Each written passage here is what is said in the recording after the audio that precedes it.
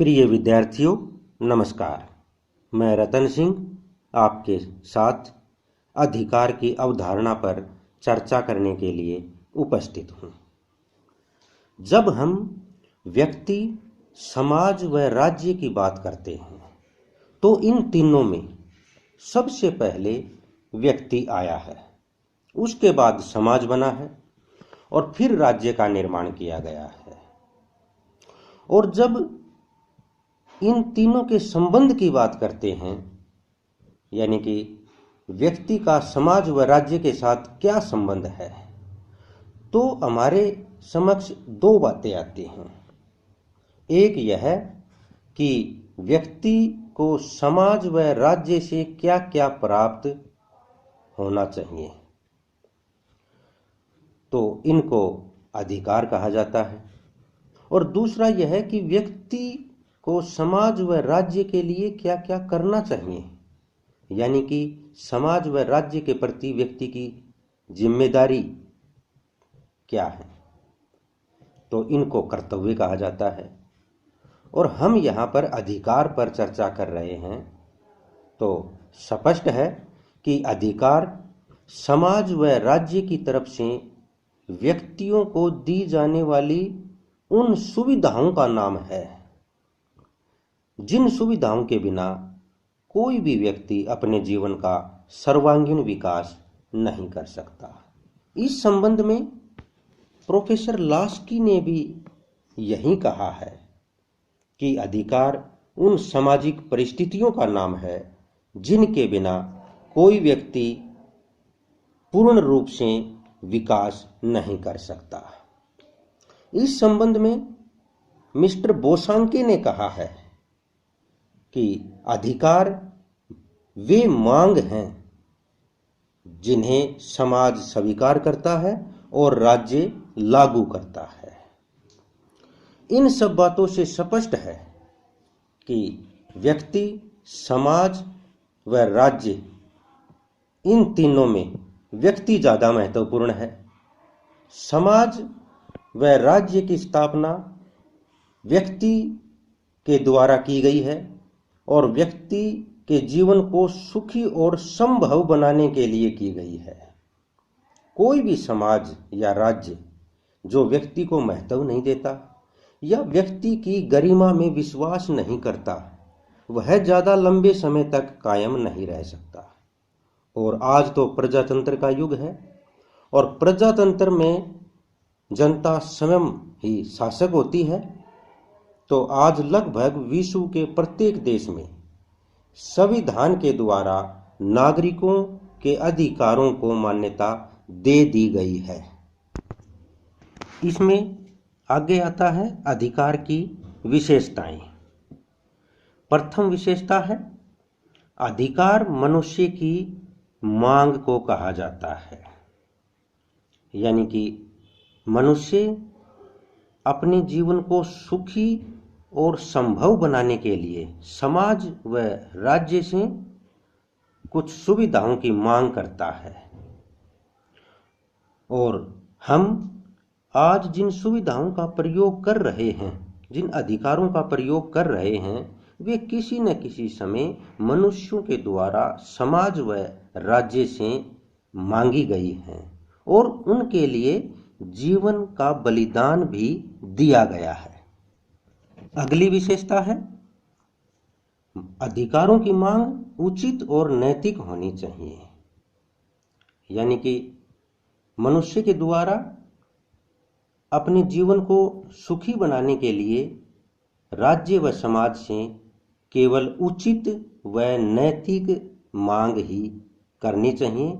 अनुचित और अनैतिक मांग कभी भी अधिकार का रूप धारण नहीं कर सकती, यानी कि चोरी करने और जुआ खेलने की सुविधा कभी भी अधिकार नहीं बन सकती। अगली विशेषता है अधिकार समाज के द्वारा स्वीकृत होने चाहिए, यानी कि मनुष्य के द्वारा समाज से व राज्य से जो मांग की जाती हैं, जो सुविधाएं मांगी जाती हैं, जब तक समाज उनको स्वीकृति नहीं प्रदान कर देता तब तक वे अधिकार का रूप धारण नहीं कर सकती। यानी कि मनुष्य अपने जीवन को उत्तम कोटि का बनाने के लिए समाज से अनेकों सुविधाओं की मांग करता है, लेकिन वे मांग ही अधिकार का रूप धारण करती हैं जिन पर समाज की स्वीकृति की मोहर लग जाती है।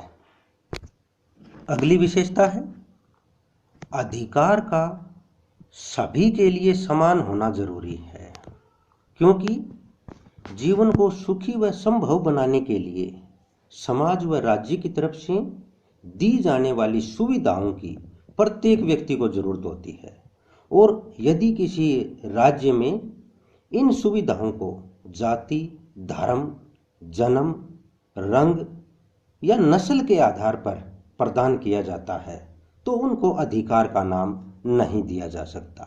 ये प्रत्येक व्यक्ति को समान रूप से मिलनी जरूरी है। अगली विशेषता है अधिकार सीमित होने चाहिए। वास्तव में अधिकारों का महत्व व्यक्ति के लिए एक सीमा के अंदर रहकर ही हो सकता है। अगर व्यक्ति को अधिकारों की असीमित छूट प्रदान कर दी जाए तो समाज के अंदर, राज्य के अंदर अव्यवस्था व अराजकता का माहौल पैदा हो जाएगा।